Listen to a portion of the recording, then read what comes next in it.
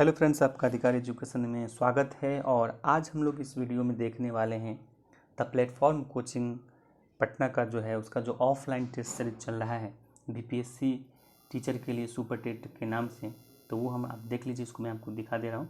ये है BPSC super TET set number 9, मतलब इससे पहले 8 तक आपको वीडियो में अपलोड कर दिया गया। अगर आपने नहीं देखा है तो इसको देखने के बाद आप वहाँ जाकर जो है वीडियो देख ले प्लेलिस्ट से। और इसके अलावा अगर आप 9th-10th के एग्ज़ाम देना चाहते हैं तो आप एससीईआरटी का नोट्स का वीडियो भी अपलोड है, आप वहाँ जाकर उसको देख सकते हैं। हिस्ट्री का है, पॉलिटी का है, और बहुत अच्छा बना हुआ नोट्स है, आपको बहुत बेनिफिट होने वाला है। सारे क्वेश्चन आपको वहीं से मिलेंगे।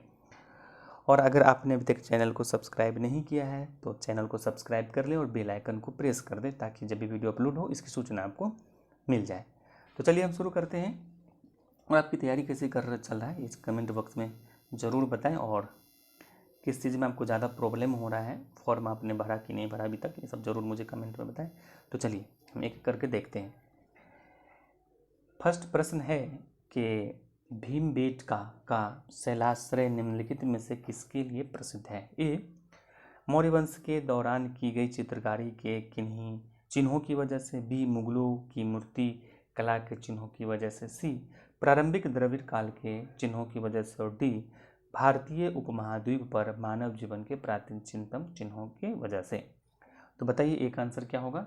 एक आंसर हो जाएगा डी। और आप लोग ज़रूर बताइए कि इस टेस्ट में आपको कितना नंबर आ रहा है, कमेंट में मुझे ज़रूर बताएं। दूसरा प्रश्न है कि भारत में पाषाणकालीन चित्रकारी कहाँ से पाई जाती है? ए, नालंदा। बी, भीमबेटका। सी, एलिफेंटा। डी, बाघ की गुफाएं। तो इसका आंसर हो जाएगा बी, भीमबेटका। प्रश्न संख्या 3 है कि 19वीं शताब्दी में निर्मित अजमेर का सोनी जी की नसिया में मंदिर डैश को समर्पित है? ए, भगवान ऋषभदेव। बी, भगवान अजितनाथ। सी, भगवान महावीर। डी, भगवान चंद्र प्रभु। तो इसका आंसर हो जाएगा ए, हो जाएगा भगवान ऋषभदेव। ठीक है। स्वामी महावीर का जन्म कहाँ हुआ था? चौथा प्रश्न देख लीजिए, स्वामी महावीर का जन्म कहाँ हुआ था? तो स्वामी महावीर का जन्म कहाँ हुआ था? ए, पावापुरी। बी, पाटलिपुत्र। सी, लुम्बिनी। डी, कुंडग्राम। तो इसका आंसर हो जाएगा डी, कुंडग्राम। पांचवा प्रश्न है कि वैशाली में द्वितीय बौद्ध संघिधि डैश के द्वारा संचालित की गई थी? ए, मुंडा। बी, कालाशोक। सी, सुनिधा। डी, अनिरुद्ध। तो हो जाएगा इसका क्या हो जाएगा? बी हो जाएगा, कालाशोक। ठीक है ना। तो इसमें देखिए 4 हुए हैं ना, पहला, दूसरा, तीसरा, चौथा। तो चारों में आप ऐसे याद रखिएगा। देखिए पहले वाला का अशोक है, फिर दूसरा का जो है काला अशोक है, तीसरा पहले का अजात शत्रु है। सॉरी, मैं मिस कर रहा हूँ, माफ़ी चाहता हूँ इसके लिए। ठीक है। तो हाँ, पहले का है अजात शत्रु, उसके बाद हाँ पहले का है अजात शत्रु, दूसरे का है कालाशोक, फिर है अशोक, और फिर है कनिष्क। तो याद रखें एक एक है ना, आपको याद रखना। कैसे याद रखना? सबसे पहला अजात शत्रु, दूसरा कालाशोक, तीसरा अशोक, चौथा कनिष्क। ठीक है ना। तो एक एक याद रखिएगा आपको सीरियली। चलिए 6 है, डैश ने ग्रैंड ट्रंक रोड का पुनर्निर्माण करवाया था?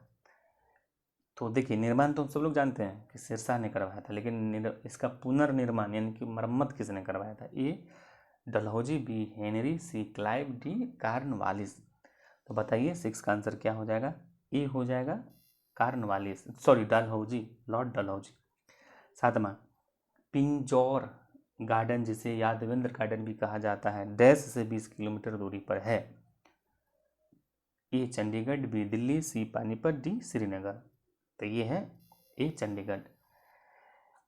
8वां प्रश्न है कि 1857 के विद्रोह काल के समय उत्तर प्रदेश के बरौत में विद्रोह करने वाला शाहमल डैश को युद्ध में मारा गया था? ए, सितंबर 1857। बी, मई 1858। सी, जून 1858। डी, जुलाई 1857। तो इसका आंसर हो जाएगा डी, जुलाई 1857। ठीक है। 9वां प्रश्न है कि 1857 के नवाब की पत्नी डैश के नवाब की पत्नी बेगम हजरत महल ने लखनऊ में विद्रोह का नेतृत्व किया था? ए, आगरा। बी, फतेहपुर सीकरी। सी, अवध। डी, मेरठ। तो इसका आंसर हो जाएगा सी, अवध। 10वां प्रश्न कहता है कि 1857 के विद्रोह का तत्कालिक कारण इनमें से क्या था? ए, टीपू सुल्तान की पराजय। नहीं। अंग्रेजी सामानों का बहिष्कार। नहीं। अमीरों को भूमि का आवंटन नहीं, चर्बी वाले कारतूस यस, तत्कालिक कारण चर्बी वाले कारतूस थे। अब देखिए, अब है 11वां प्रश्न कहता है कि भारतीय राष्ट्रीय कांग्रेस की प्रथम अधिवेशन कहाँ किया गया था। ये सभी जानते हैं, बहुत हल्का प्रश्न है कि मद्रास, बी बॉम्बे, सी पटना, डी लखनऊ। तो इसका आंसर हो जाएगा 11 बॉम्बे। ठीक है, अब आइए, अब आते हैं हम 12 प्रश्न संख्या 12 पर। देखिए प्रश्न संख्या 12 कहता है कि प्रश्न संख्या 12 कह रहा है कि कांग्रेस पार्टी ने 26 जनवरी 1930 ईस्वी को डैश के तौर पर मनाया था। ए गणतंत्र दिवस, बी स्वतंत्रता दिवस, सी भारत दिवस, डी मौन विरोध दिवस। एक सेकेंड, मौन विरोध दिवस। तो इसका आंसर हो जाएगा बी स्वतंत्रता दिवस। ठीक है, संत कबीर का जन्म कहाँ हुआ था। 13 प्रश्न काफ़ी इंपॉर्टेंट है। ए इलाहाबाद, बी कुशीनगर, सी वाराणसी, डी मगहर। तो इसका आंसर हो जाएगा सी वराणसी में संत कबीर का जन्म हुआ था। प्रश्न संख्या 14 कहता है कि पानीपत का प्रथम युद्ध किस वर्ष लड़ा गया। ए 1626, बी 1706, सी 1526, डी 1500। तो इसका आंसर हो जाएगा सी 1526। सभी लोग जानते हैं 1526। ठीक है, नेक्स्ट 15वां प्रश्न कहता है कि गांधी जी ने छुआछूत उन्मूलन, दलित वर्गों के उत्थान के लिए डैश में हरिजन सेवक संघ की स्थापना की थी। गांधी जी ने हरिजन सेवक संघ की स्थापना कब किया था। 1924 में, 1936 में, 1929 में, 1932 में। इसका आंसर हो जाएगा 1932। प्रश्न संख्या 16 देखिए, भारत में किस प्रकार की सरकार है। ए राजतंत्रीय, बी संप्रदायवादी, सी संसदीय, डी अल्पतंत्रीय। इसका आंसर हो जाएगा सी हो जाएगा, भारत में संसदीय सरकार है। 17 प्रश्न के निम्नलिखित में से कौन सी भारतीय संविधान की एक प्रमुख विशेषता नहीं है। याद रखिएगा, नहीं पूछा। संघवाद की स्थापना, बी सरकार का संसदीय स्वरूप, सी मूल अधिकार, डी सामंतशाही को प्रोत्साहन। तो इसका आंसर यही हो जाएगा, क्योंकि जो नहीं है गलत है, तो यह सामंतशाही प्रोत्साहन, ये आंसर हो जाएगा। 18वां प्रश्न है कि मसौदा समिति के अध्यक्ष कौन थे और उनके पास संविधान का मसौदा तैयार करने का कार्य था। तो सभी लोग जानते हैं संविधान का प्रारूप जो तैयार किया था भीमराव अम्बेडकर। तो इसका आंसर हो जाएगा ये भीमराव अम्बेडकर 18 का हो जाएगा। ठीक है, तो आगे पढ़ने की जरूरत ही नहीं, ये तो सभी को रटा होगा आप लोग को। प्रश्न संख्या 19 देखिए, 19 कह रहा है कि 1947 से पहले भारत में 26 जनवरी को क्या कहा जाता था। ए शहीद दिवस, बी स्वतंत्रता दिवस, सी गणतंत्र दिवस, डी संविधान दिवस। तो ये हमारा हो जाएगा बी स्वतंत्रता दिवस। पहले हम 26 जनवरी को ही स्वतंत्रता दिवस मनाते थे। ठीक है, प्रश्न 20 देखिए, किस निर्णय ने संविधान की मूल संरचना के सिद्धांत को जो है निर्धारित किया। ए इंदिरा साहनीवाद, बी सक्रिय प्रसादवाद, सी गोलकनाथवाद, डी केशवानंद भारतीवाद। मन की मूल संरचना जो है संविधान का, इसको किस में परिभाषित किया गया था। तो ये केशवानंद भारतीवाद। ठीक है, अब भाई कहता कि 21 में कहता है कि भारत के संविधान की मसौदा समिति के अध्यक्ष कौन थे। ए राजेंद्र प्रसाद, बी वल्लभ भाई पटेल, सी जवाहरलाल नेहरू, डी डॉक्टर भीमराव अम्बेडकर। तो बताइए किसका आंसर क्या हो जाएगा। डी हो जाएगा, डॉक्टर भीमराव अम्बेडकर। 22वां प्रश्न, भारत संविधान सभा के पहले सत्र का आयोजन कब हुआ था। ए 1948, बी 1946, सी 1949, डी 1947। तो इसका आंसर हो जाएगा बी 1946। ठीक है, 23वां प्रश्न है कि भारतीय राष्ट्रीय प्रतीक भारत सरकार द्वारा कब अपनाया गया। ए 15 अगस्त 1947, बी 14 अगस्त 1947, सी 26 जनवरी 1950, 20 अगस्त 1950। तो इसका आंसर हो जाएगा सी 26 जनवरी 1950। ठीक है, आइए 24वां प्रश्न देखते हैं। 24वां प्रश्न कहता है कि भारतीय संविधान की प्रस्तावना में आए शब्द डैश का अर्थ होता है राज्य के निर्वाचित प्रमुख होंगे। ए प्रभुत्व संपन्न, बी गणराज्य, सी साम्राज्यवादी, डी लोकतांत्रिक। तो इसका हो जाएगा गणराज्य। गणराज्य का मतलब होता है कि राज्य का प्रमुख जो होगा वंशानुगत नहीं होगा बल्कि निर्वाचित होगा। ठीक है, 25वां प्रश्न देखिए, कहता है कि भारत के संविधान के भाग 2 किससे संबंधित है। ए नागरिकता, बी मौलिक अधिकार, सी प्रस्तावना, डी संघ और इसका राज्य। तो इसका आंसर हो जाएगा ए नागरिकता, मौलिक अधिकार भाग 3 से। तारे मुख्यतः किससे बने होते हैं। 26 में ना तारा जो बना होता है, तारे किससे बने होते हैं। A oxygen hydrogen, B hydrogen carbon, C hydrogen helium, D oxygen helium. तो इसका आंसर हो जाएगा आपका सी हाइड्रोजन और हीलियम से। प्रश्न 27 देखिए कि रात में आकाश में सबसे चमकीले तारा कौन सा है? A Canopus, B Sirius, A C Vega, D Spica. इसका आंसर हो जाएगा बी हो जाएगा, सीरियस ए हो जाएगा। ठीक है।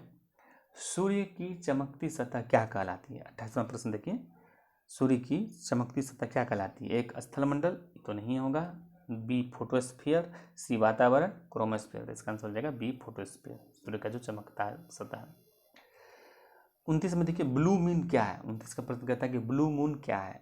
ए महीने में आने वाला पहला पूरा चांद, बी महीने में आने वाला दूसरा चांद, सी चांद का एक नाम है, डी चंद्र ग्रहण के दौरान का चांद। तो इसका आंसर हो जाएगा बी महीने में आने वाला दूसरा चांद। 30वां प्रश्न देखिए, प्रत्येक 76 वर्ष पर कौन सा धूमकेतु नजर आता है? ए हैली, बी होम्स, सी डेंटिज, डी अल्फा सेंचुरी।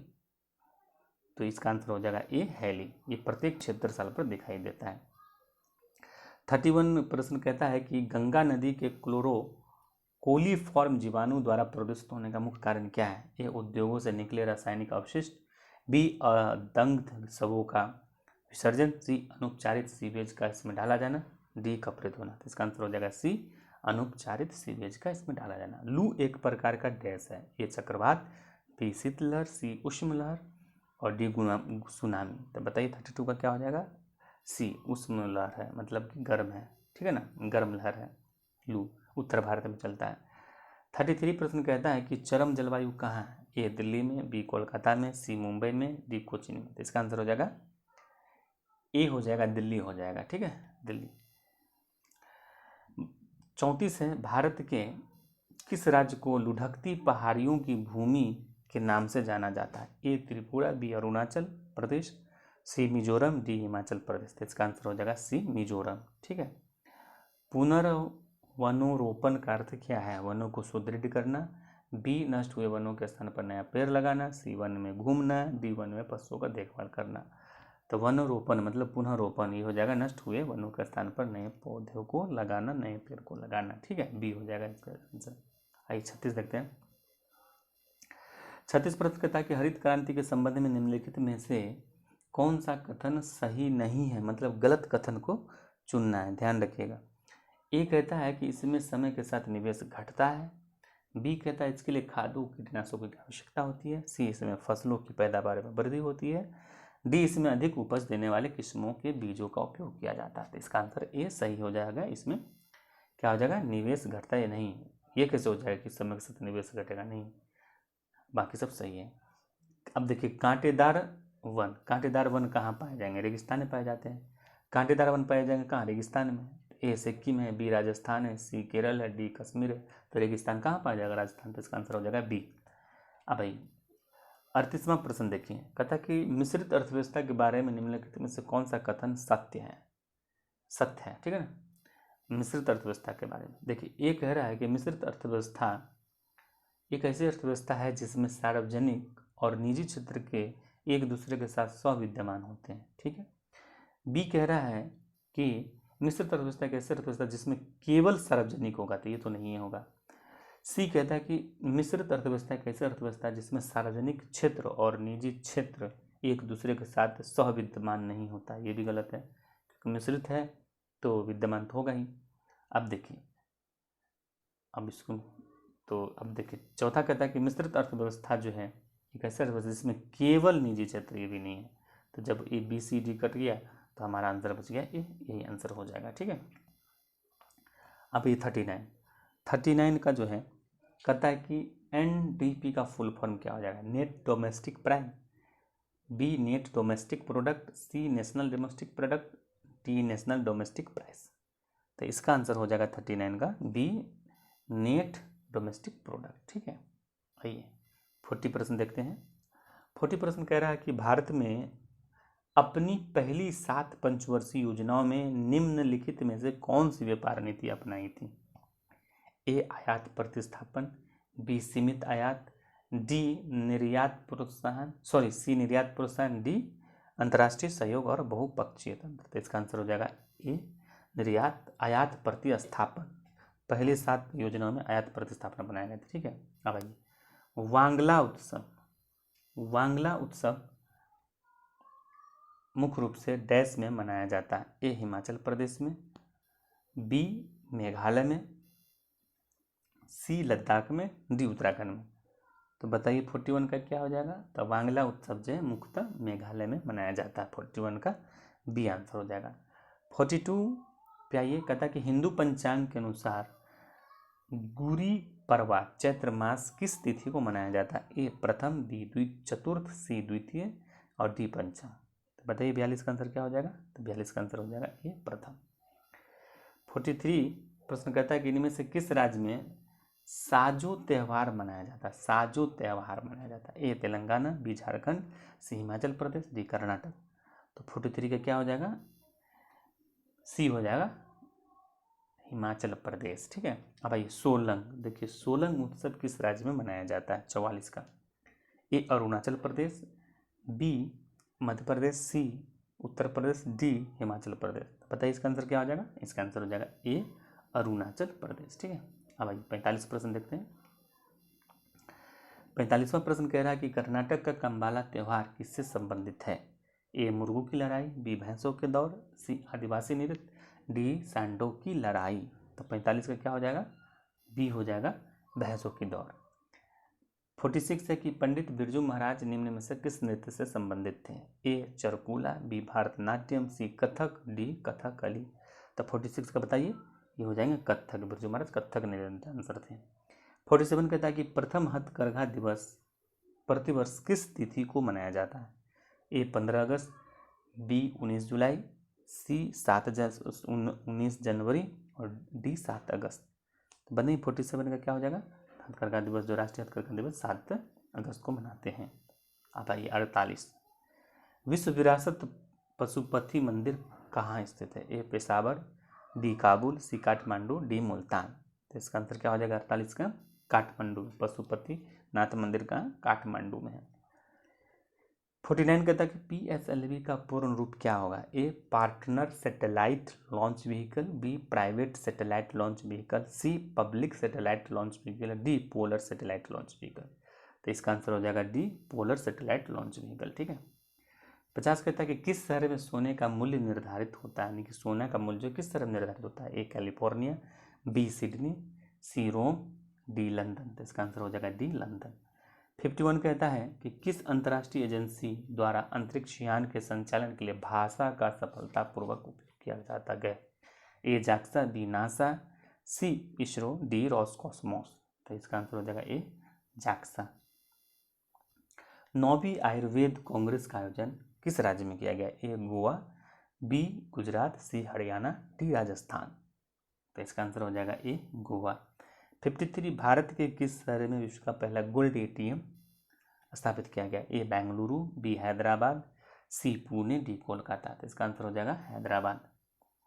काजीरंगा परियोजना, काजीरंगा परियोजना पर भारत सहयोगी सह कौन सा है। A Australia, B Canada, C Germany, D France. तो 54 का आंसर हमारा हो जाएगा डी हो जाएगा फ्रांस हो जाएगा। 55 में है कि दिव्यांग विभाग गठित करने वाला भारत का पहला राज्य कौन है।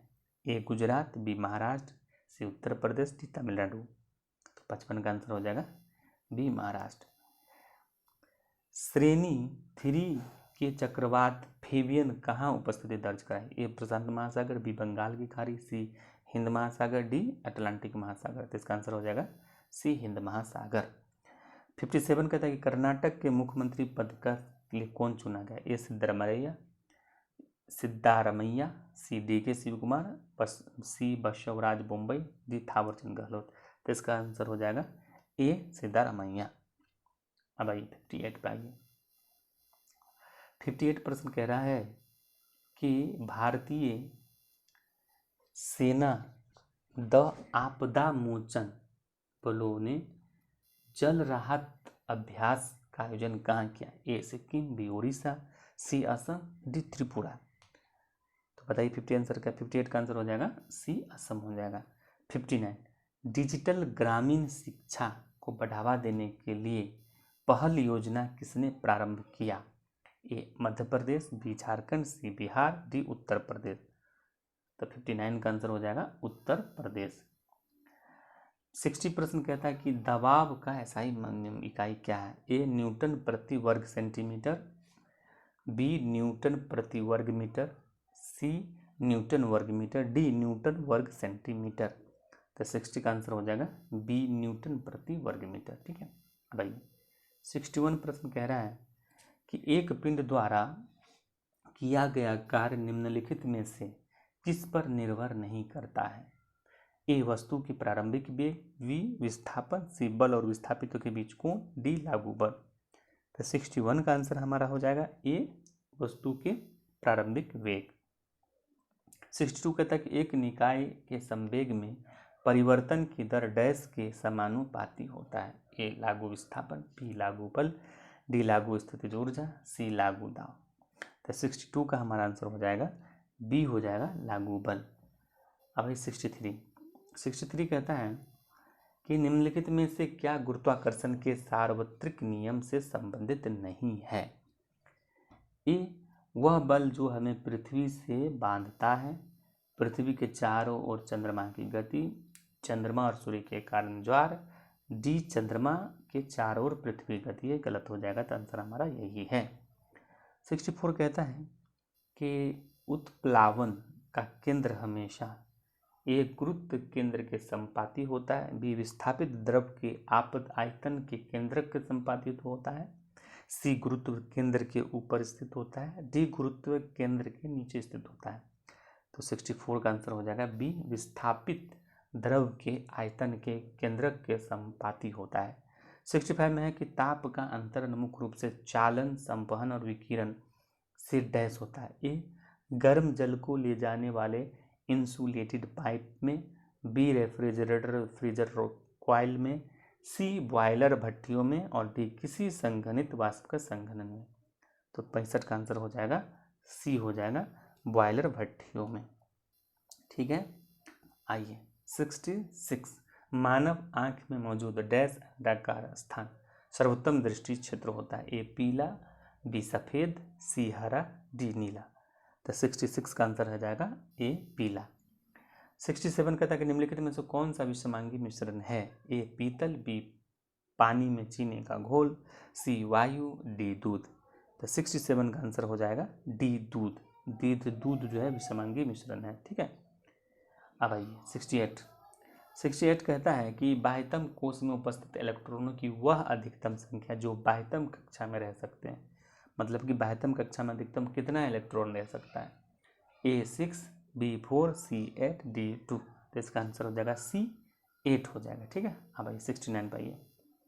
69 कह रहा है कि एक तत्व का इलेक्ट्रॉनिक विन्यास 1s2, 2s2, 2p6, 3s2, 3p3 है। आवर्त सारणी में उस तत्व के ठीक नीचे तत्व की परमाणु संख्या क्या होगा। ए 39, बी 33, सी 34, डी 31। तो 69 का आंसर हो जाएगा बी 33। ठीक है। अब आइए 70 देखिए। कहता डॉबेराइनर के त्रिक की उपस्थिति क्या थी। ए अणुओं की परमाणुकता का अध्ययन करने का पहला प्रयास, तत्वों के गुणधर्मों को परमाणु द्रव्यमानों के साथ जोड़ने का पहला प्रयास, तत्वों के अध्ययन करने का पहला प्रयास, परमाणुओं के आकार का अध्ययन करने का पहला बराबर होता है। तो 70 का आंसर हमारा हो जाएगा बी कि तत्वों के गुणधर्म को परमाणुओं के साथ जोड़ने का पहला प्रयास होगा। ठीक है। 71 प्रश्न कहता है कि निम्नलिखित में से किस गैस का उपयोग खाद्य पदार्थों को ऑक्सीकृत होने से रोकने के लिए किया जाता है। ए हाइड्रोजन, बी ऑक्सीजन, सी क्लोरीन, डी नाइट्रोजन। तो इसका आंसर हो जाएगा डी नाइट्रोजन। ठीक है। अब आइए 72 कहता है कि कैल्शियम ऑक्साइड का दूसरा नाम क्या है। A quick lime, B cement, C lime soda, D baking soda. तो इसका आंसर हो जाएगा कैल्शियम ऑक्साइड का दूसरा नाम जो है क्विक लाइम है। एलपीजी का पूर्ण रूप क्या होता है। A liquid petroleum gas, B liquid petrol gas, C liquefied petroleum gas, C liquided petroleum gas. तो इसका आंसर हो जाएगा सी लिक्विफाइड पेट्रोलियम गैस। ठीक है ना।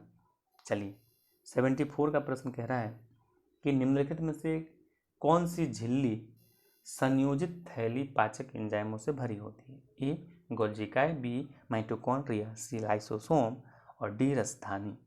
तो 74 का आंसर हो जाएगा सी लाइसोसोम।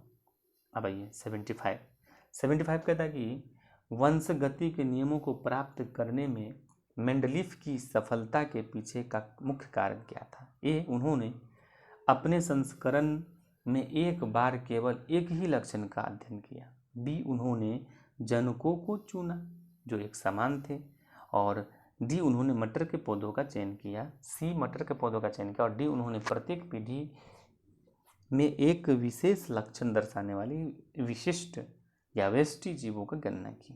तो 75 का क्या हो जाएगा? 75 का आंसर हो जाएगा ए उन्होंने अपने संस्करण में एक बार में केवल एक ही लक्षण का अध्ययन किया। ठीक है, अब आइए 76, निम्नलिखित में से कौन सा जानवर अपना लिंग बदल सकता है? हाँ, कोई जानवर है जो अपना लिंग बदल सकता है अपने आप। वो है ए प्लेनेरिया, बी स्नेल, सी एस्केरिस, डी नेरिस। तो 76 का आंसर हमारा हो जाएगा बी स्नेल हो जाएगा। ठीक है, चलिए अब ये 77 में कहता है कि मानव में भोजन और हवा के लिए समान मार्ग क्या है? ए कंठनली, बी नासा गुहा, सी ग्रास नली, डी ग्रासनी। तो 77 का आंसर हो जाएगा डी ग्रासनी। अब आइए 78 प्रश्न में कहता है कि मानवों में उत्सर्जन तंत्र के सही अनुक्रमिक को पहचान कीजिए। ए वृक्क मूत्रवाहिनी मूत्राशय मूत्रमार्ग, दूसरा वृक्क मूत्रवाहिनी मूत्रमार्ग मूत्राशय, सी वृक्क मूत्रवाहिनी मूत्रमार्ग मूत्राशय, और डी वृक्क मूत्रमार्ग मूत्रवाहिनी मूत्राशय। तो 78 का जो हो जाएगा ए हो जाएगा, वृक्क हो जाएगा, उसके बाद मूत्रवाहिनी हो जाएगा, फिर मूत्राशय होगा, फिर मूत्र मार्ग हो जाएगा। ठीक है, अब आइए 78। अब हम लोग देखते हैं 79 प्रश्न, है ना। तो देखिए 79 प्रश्न कह रहा है कि डैश मस्तिष्क को सोचने वाला मुख्य भाग है, मतलब मस्तिष्क का जो भाग है वो सोचने वाला भाग कौन है? ए मेडुला, बी अग्मस्तिष्क, सी मेरुरज्जु, डी मध्य मस्तिष्क। तो सोचने का काम जो करता है वो मध्य मस्तिष्क करता, आंसर हो जाएगा डी। ठीक है, अब भाई 80 कहता है कि अगर लकड़ी प्राप्त करने के लिए जंगल में कई पेड़ काटे जाते हैं तो इससे पर्यावरण को क्या नुकसान होगा? ए इससे मिट्टी का क्षरण और गिरावट होगा, बी यह अधिक धूप में छोटे पौधों को बढ़ने देगा, सी यह एक गरीबी को आजीविका देगा, सी यह अन्य पेड़ों को बचाने के लिए खुली जगह प्रदान करेगा। तो 80 का प्रश्न बताइए क्या होता है? तो 80 का हो जाएगा ए। ठीक है, इससे मिट्टी का क्षरण और गिरावट होगा। अब है 81 से लेकर 120 तक, इसमें 40 प्रश्न हैं जिसमें कि 20 मैथ के हैं और 20 रीजनिंग के हैं। तो इसके हम आपको आंसर बता देते हैं और आप इसको बनाकर देखिए कि कितना आपका ओवरऑल आता है स्कोर, और मुझे कमेंट बॉक्स में ज़रूर कमेंट करें कि आपका कितना राइट हुआ, कितना रॉन्ग हुआ, कितना आपने अटेम्प्ट नहीं लिया। ठीक है, कितना राइट, कितना रॉन्ग, कितने अटेम्प्ट नहीं लिए, या आप ओवरऑल स्कोर निगेटिव मार्किंग करके 1/3 निगेटिव मार्किंग देखिएगा करिएगा। ठीक है ना, या आप इतना ही बता देंगे कितना सही हुआ कितना गलत हुआ। ठीक है, ओके। चलिए देखिए 81 का जो है ना आंसर हो जाएगा ए, 81 का आंसर ए हो जाएगा, 82 का आंसर सी हो जाएगा, और 83 का आंसर भी सी हो जाएगा। अब आइए 84 का आंसर डी हो जाएगा, 85 का आंसर जो है ऊपर कर लेते हैं थोड़ा, 85 का आंसर बी हो जाएगा, 86 का आंसर ए हो जाएगा, 87 का आंसर थोड़ा ऊपर कीजिए, 87 का आंसर ए हो जाएगा, 89 का आंसर बी हो जाएगा। ठीक है, अब आइए 88 का आंसर बी होगा। अब 89 यहाँ आइए, 89 का आंसर डी हो जाएगा, 90 का आंसर बी हो जाएगा, 92 का आंसर सी हो जाएगा, 93 का आंसर सी हो जाएगा, 94 का आंसर डी हो जाएगा, 95 का आंसर डी हो जाएगा, 96 का आंसर ए हो जाएगा, 97 का आंसर सी हो जाएगा, 98 का आंसर बी हो जाएगा, 99 का आंसर बी हो जाएगा। अब आइए 100 का आंसर जो है डी हो जाएगा, 100 का आंसर डी हो जाएगा, सॉरी 100 का आंसर का डी नहीं होगा, माफ़ी चाहता हूँ, 100 का आंसर ए हो जाएगा। ठीक है, अब आइए 101 पाइए, मैंने दूसरे चीज़ का आंसर बोल दिया था। चलिए 101 पाइए बी हो जाएगा, 101 का बी, 101 का बी। देखिए इस आंसर में थोड़ा ना कन्फ्यूज मिस्टेक्स हैं लगता है, ठीक है ना, क्योंकि देखिए इसमें जो है कह रहा है कितना, देखिए ये जो होता है आपको मैं बताऊं कि इसको कैसे काउंट कर, देखिए ये है ना आयत, ये हमारा ये 2 होता है, लेकिन जैसे हम ये करते हैं 8 हो जाता है, ये 8 भागों ट्रेंगल हो जाता है। तो 8 ट्रेंगल तो ये है, फिर बीच में किया तो 8 1 ये हो जाएगा 9, ये हो 10 हो जाएगा। तो मेरे अकॉर्डिंग इसका आंसर जो है ना 10 होना चाहिए, 10, लेकिन इन्होंने आंसर दिया है बी। एक बार इसको देख लीजिएगा, कंफर्म होकर आप जो है कमेंट में मुझे भी बता दीजिएगा, ठीक है। चलिए 102 का जो है 102 का आंसर हो जाएगा बी, 103 का आंसर हो जाएगा बी, 103 का आंसर बी हो जाएगा। 104 का आंसर जो है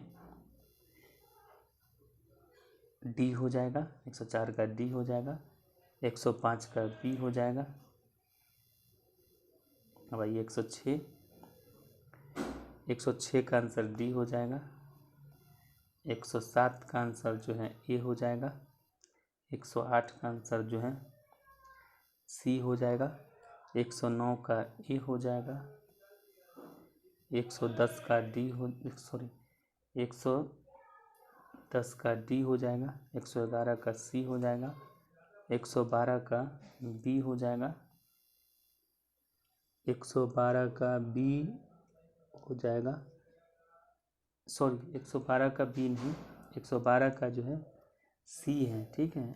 113 का बी है, 113 का बी है, और 114 का ए है। अब आइए 114 का ए हो गया, 114 का ए हो गया, तो अब आइए 115 का डी है, और 116 का जो है ए है, 117 का जो है ये भी ए हो जाएगा, 118 का जो है डी हो जाएगा, 119 का जो है सी हो जाएगा, और लास्ट क्वेश्चन है 120 का जो है हमारा बी हो जाएगा।